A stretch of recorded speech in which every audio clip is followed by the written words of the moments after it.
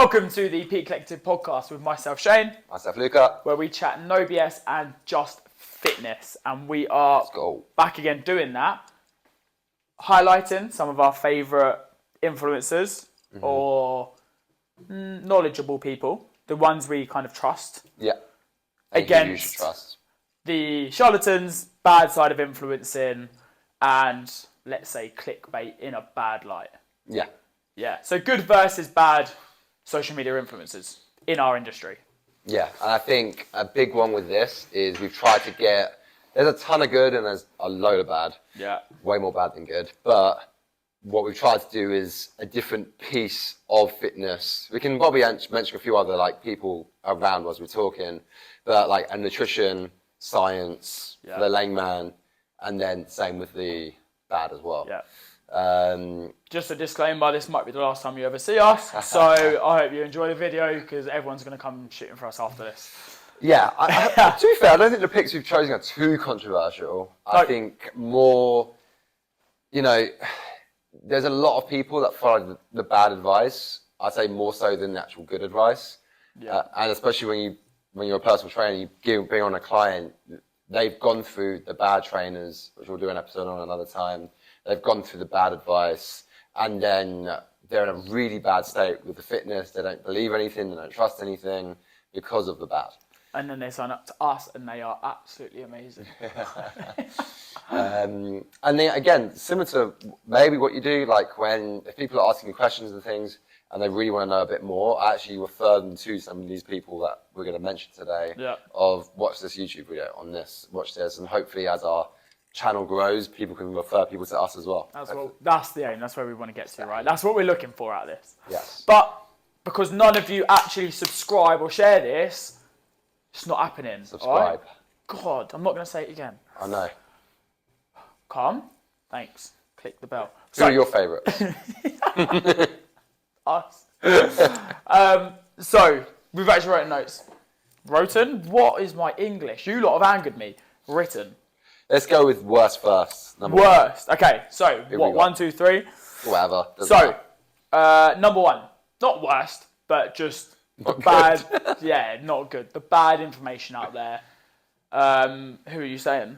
Oh, I've got it written down. Just put it out there. He's been very popular in the last year. Yeah, in the last year, blown up supremely. And dedication to the social media, I get it. Wrong information, I'd say so. Yeah, Eddie Abu. Eddie Abu. Just have to put it out there. Yeah, big Eddie. And this is the thing, you'll probably notice with a lot of these people that we mentioned today, there's a lot of the things he says that are good. Yeah. And can bring someone on board. But then there's a ton of misinformation that is legitimately given that had no studies at all on showing anything what he's saying, but people are fully believing it. Yeah. And he's blown up because of it. Yeah. He has been debunked a few times as well. He obviously had a massive argument back-to-back videos with James Smith. Yeah. Which doesn't mean James Smith, in our opinion, is a super nerd, like he knows everything. But, if he's getting dismissed by the professionals at what they do as well, then obviously there's not an agreement somewhere. Yeah. There's loads of people. There's a doctor in America I follow that debunks him as well all the times. I normally share his stuff because obviously not the doctor title because you can fall for that, but because the debunk makes more sense than what is being said in the actual video. Yeah, 100%. And what would you say are the main things that is wrong with the content that you're sharing? There's a lot of it is, I get why some of his things came out. You've got to eat 12 eggs and avocado, pure fat, keto, whole foods.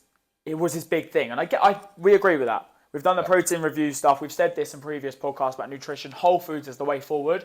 Putting people on keto, high cholesterol, high fat diets without actually taking any of their measurements, their body fat percentage, anything for individuality, and just telling everyone to be on the same spectrum is definitely wrong.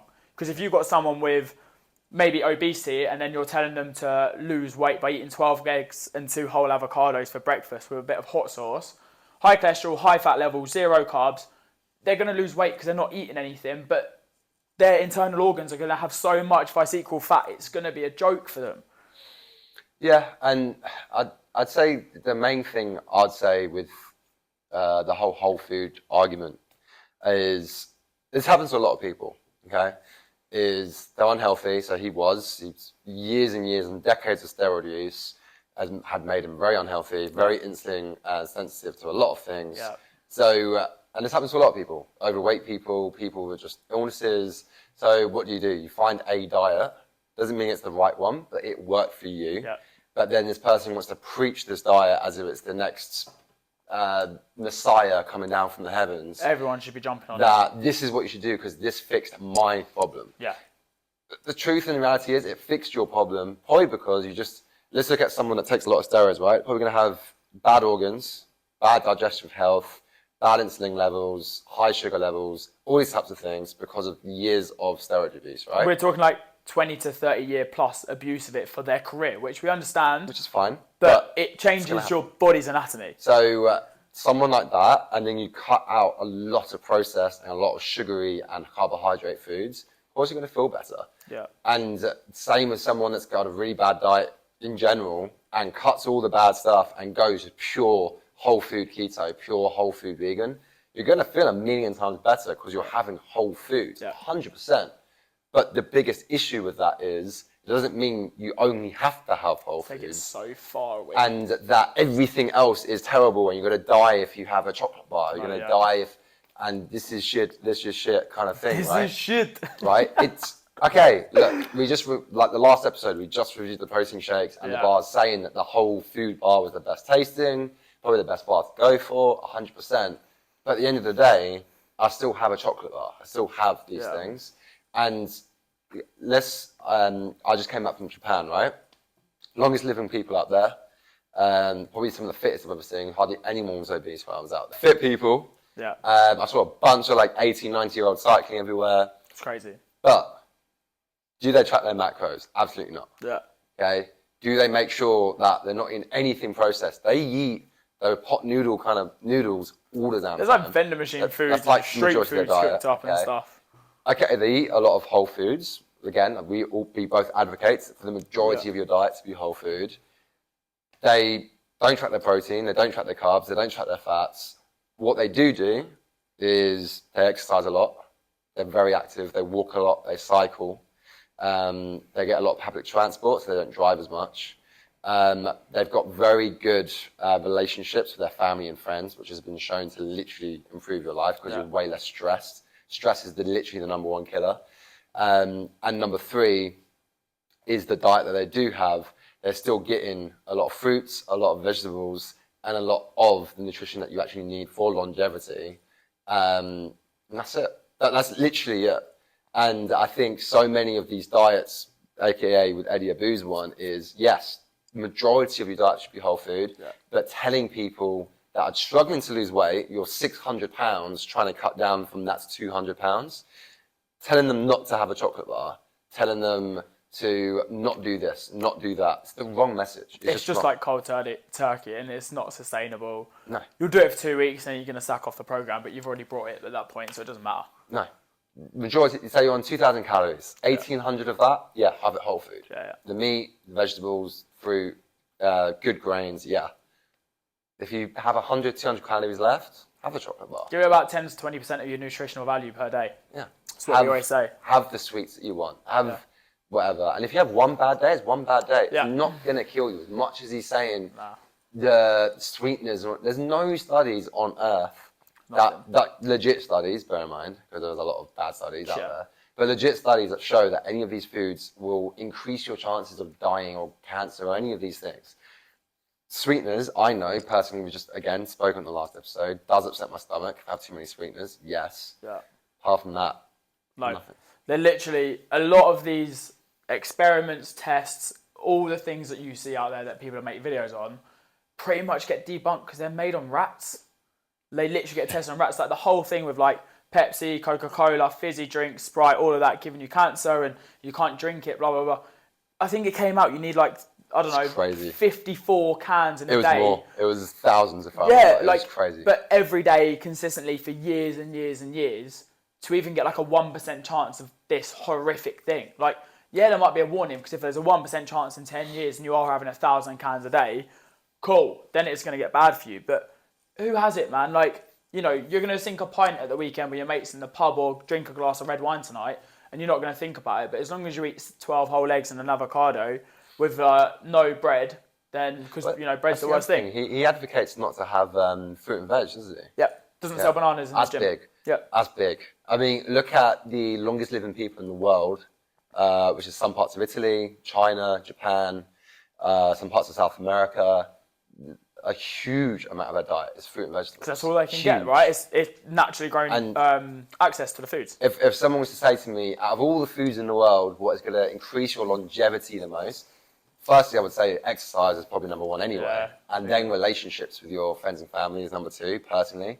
Again, these countries that live the longest have the less stress and the most family, which is a big one. Third, I would say nutritionally, but I would just say fruit, veg, and good protein sources. That's it. They're the big ones, personally. Yeah. The fruit and veg, you're going to get a combination of fats and protein, fats and sugars from the difference. The avocado is a fruit, but I was going to take a ton of fat. Got that. You got your nuts, which are going to contain a lot of fat, and then you got your fruits, which are high in sugars and carbs, and then good proteins. Done. It's literally a complete meal. Yeah. Put them Right. together. Who's the next one? Right. So number 2 for different reasons. Let's go for good this time. We're going good. Yeah. So we've gone science-based, and I suppose we're on the same wavelength here, where it's training specifics and programming. Is Holy Grail himself is Jeff Nippard. Yeah, Jeff Nippard's great. I know. Did you see the video we made literally last week when he was like proving everyone wrong? Yeah. He did a study where he only did length and partials versus full range of motion, and the results were pretty much exactly the same. And we've said it before in his experiment that every muscle group just needs a contraction of 2 to 8 seconds. Doesn't actually matter on ROM or anything like that. As long as you're in that time frame, the muscle growth and progress out of each exercise is kind of very similar. Yeah, and there's a bunch that like Jeff Nippard is probably the most popular and probably the biggest one. Yeah. I love Mike Israetel. He's great. And then there's of course a few smaller ones like Eric Helms is really, really good. Eric Helms is good. Jeff Nippard, I'd say in terms of quality of content, he's up there on his own, he's done a bunch of actual studies now, like himself, which has been great. He's in good shape. And everything he gives, and this is what I love about his content, is objective. Like he's not shy to say if he was wrong, and equally he's not shy to prove his point of why he's right. And as much as people give flack to science-based training in the sense of like, you're overthinking training and blah, blah, blah. If it wasn't for them, we wouldn't know about protein intake. No. We wouldn't know about reps in reserve. We wouldn't know about even why we do the amount of reps we need to do. Even just with the protein point you made, like what was it, before the 1920s, before the science came in, everyone thought carbohydrates was the muscle recoverant. Yeah. And it's not. They then came out like 1940s, 1950s, it's actually protein. And then that's where you got high protein from today. And that was less than 100 years ago. Yeah. Literally, science has come waves and lengths in the last 50 years. I don't get how you can fight with science-based, especially when it comes to training. Time and a place, sometimes you've got to go to failure. Sometimes you've got to get your head down. You've got to do your supersets, your triceps, quad sets, whatever you need to do. You need to stupidly go to the CrossFit comp you might not be prepped for. I don't know. But in a training program and split, if you're looking for the right things, the best athletes in the world will follow science-based training. So I don't get why that isn't a wide spectrum to everything. And that's literally like our external qualifications and things we've had to do to help our clients. Yeah. Science. Like everything's about science. That's what our job is based on. But then you guys don't want to follow it. Sorry. He's pissed. Just saying. But yeah, cool. Number 2 on the bad. Wait, flew through that one because he's a nice guy. I like him. On the bad, some of you might know them, some of you might not. Different vibe are Trend Twins. I actually really like them, but I don't. So this is I put the Trend Twins. I don't know. I'd call it like the steroid influencer. Yeah. Where bar the muscling, art muscling. No, art muscling. but in the sense of there's a lot of 16 to 20-year-old guys right now that don't actually know what they're doing. No, but they grew up with these twins. They've gotten jacked by taking a ton, and I mean a ton of steroids. Yeah. Their literal branding is Trend. Yeah. And the biggest issue I have, over anything, because they do have some good information, whatever else, but the huge influence they have, and you see it with a lot of other influencers that I can't think of the names of, is making more people want to go on steroids. Yeah. That is my biggest issue with these two. Yeah, and I think they do it the wrong way. So when I grew up, it might have been a bit of a different fitness scene to you. Yes. Kind of grew up, obviously, old school sort of vibe when you're looking at like Greg Plitt, but then you had like Steve Cook, David Lade, kind of the more on stage, maybe steroid abuse, look good influencers. My twins growing up were the Harrison twins. I was lucky enough to meet them a few years ago. Managed to meet them. They were my like twins growing up, if you like, looking up at them. And people like that, but they didn't abuse the background knowledge and stuff. They were like posing, they were bodybuilding, they were like the influencer type, if you like, not informational and then marketing off trend. I'd also say what they didn't do and what a lot of these new influencers do. I can't remember the other guy's name. He's like a 20-year-old that does the TikTok thing. But some of these people actually show themselves taking the steroids. Yeah. And as like a trend now. Oh, you should take it because this is how you get successful in the fitness industry. Yeah. And you know it,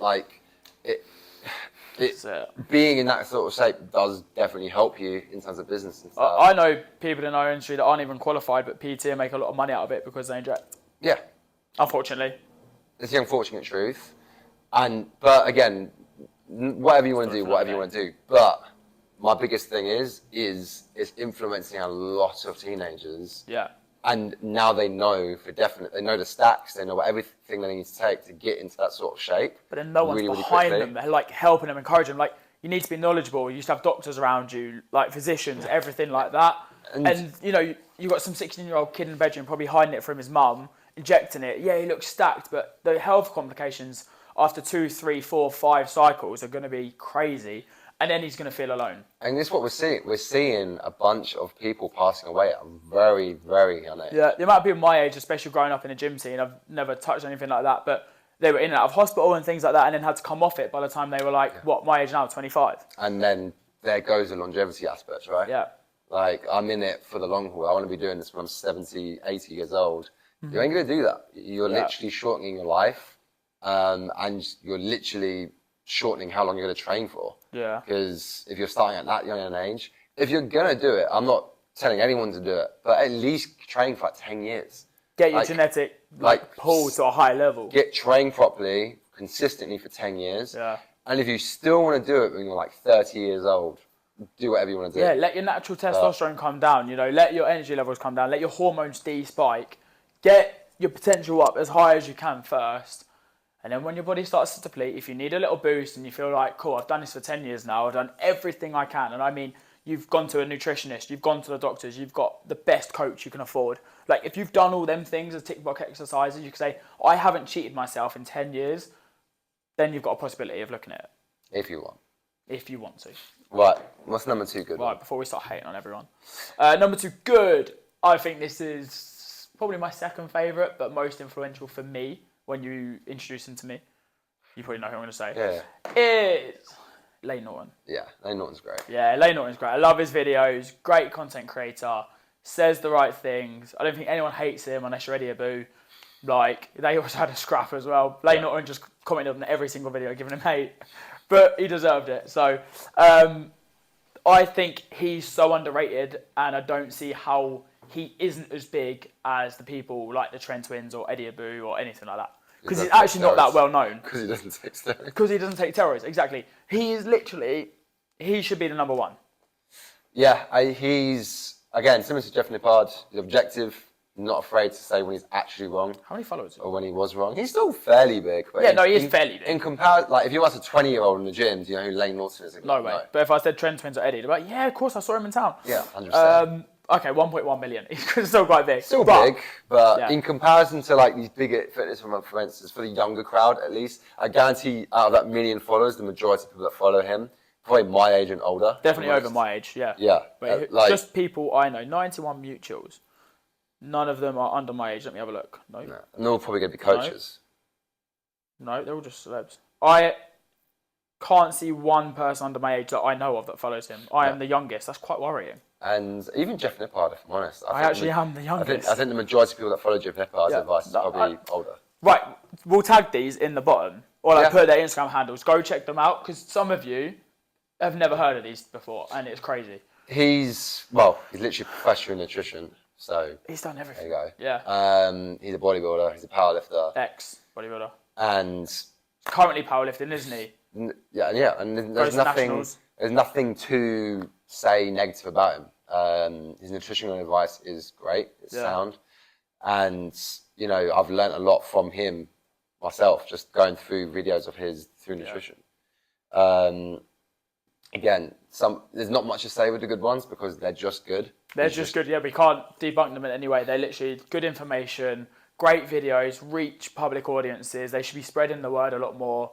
But I think because they don't say stuff people want to hear, it just doesn't blow up a little bit. That's probably the only thing, but that's because they're saying the right things, unfortunately.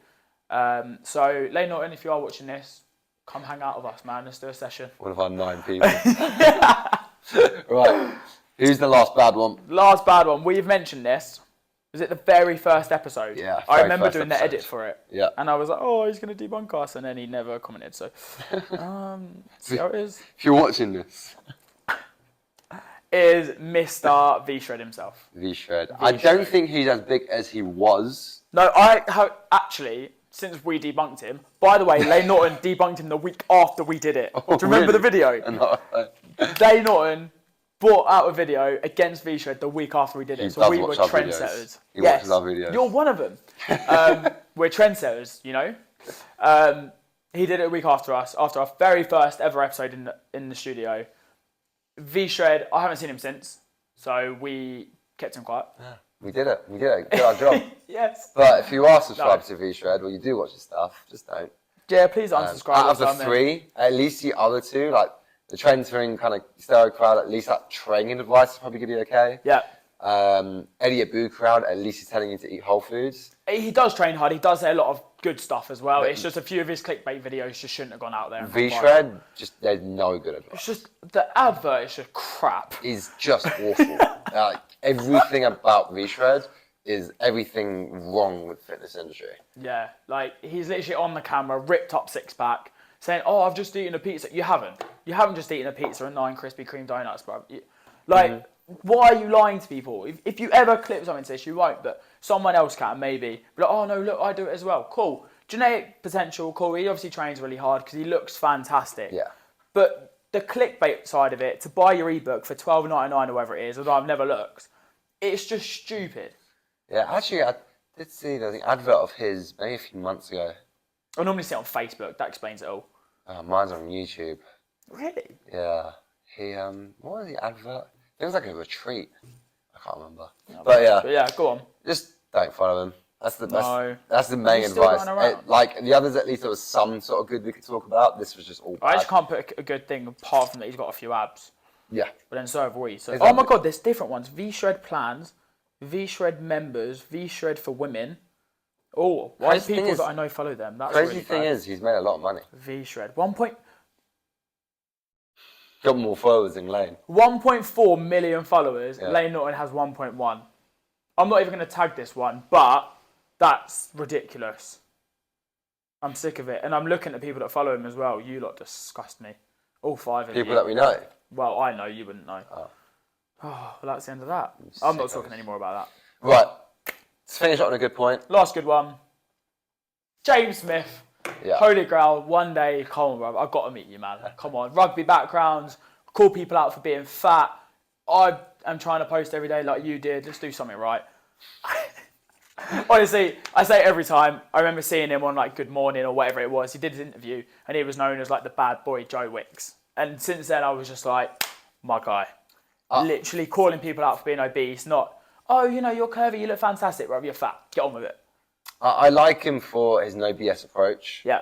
I like him that again maybe he won't admit when he's wrong. He doesn't really, but he sometimes. But he will at least try and give the good information that he can. And I'd say it's the reason I think we kind of chose this one. It's more for the layman's terms, right? Like Lane Norton's very sciencey. Yeah. Jeff Nippard and his crew very sciencey. Yeah. James Smith kind of takes that science and kind of translates that for the average person. You've probably which heard is kind of what we try and do as well. Yeah, you probably heard of the phrase that, you know, your calories like your fuel, and like, you know, if you've got fuel around your belly, then you use less fuel but move more because you're driving. Blah. That was James Smith back in the day. They were his sort of videos. And you know, that's great. Like the average person will not watch a lot of science. Yeah. They're not be interested. He's the relatable guy. They just want to know, how do I lose weight? how do I gain weight and how do I keep that way? 1.4 million. There we go. Yeah. They just want to know it. And then that's the biggest thing that I can say about him over like most influencers is he cuts out all the BS and just gives you the straight fact of this is how you lose weight, this is how you gain weight, and this is how you do it. Yeah, and I think he's got a great app. You can check out his website. He does macronutrient count for you for free. You can get to his academy and stuff. I'm not preaching to go to him. I'm just saying the way he's set up, because he still runs a personal training business, we can relate to him. And he still wants to be a PT with everything he's got going on. And he's made it cheap. It's available for everyone. Anyone can jump on it. The approach of it, I think, is second to none. Whether you love him or hate him, he's the good bad guy of Instagram. And he did a partnership with Chris Williamson, which is phenomenal as well. And that is going to be one of our upcoming videos where we actually review Newtonic. Yeah. Hopefully that goes down better. Mate, we could be cancelled by that. We've just picked you up, so... yeah, give us a crack. I'm hoping that tastes better than what we just tasted in the last episode. Oh, let's hope so. But basically, that's who to follow and who to unfollow on Instagram. Top 2, though, Luca Palumbo, running fitness.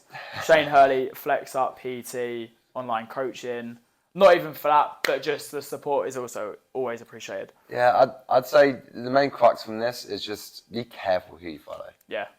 Really be careful. Yeah. Not that you don't have to follow them guys. Like, you can follow them, you can watch them. Like, the Trend Twins, like, they train hard. Cool, I get it. I don't follow them myself. I don't follow V-Shred. I didn't even know he had an account, as you took my reaction. Never watched or liked or followed Eddie Abu, even though he's actually local. But Jeff Nippard, Lane Norton, and everyone else we do. So, yeah. Cool. Sweet. Thank you very much. Cheers.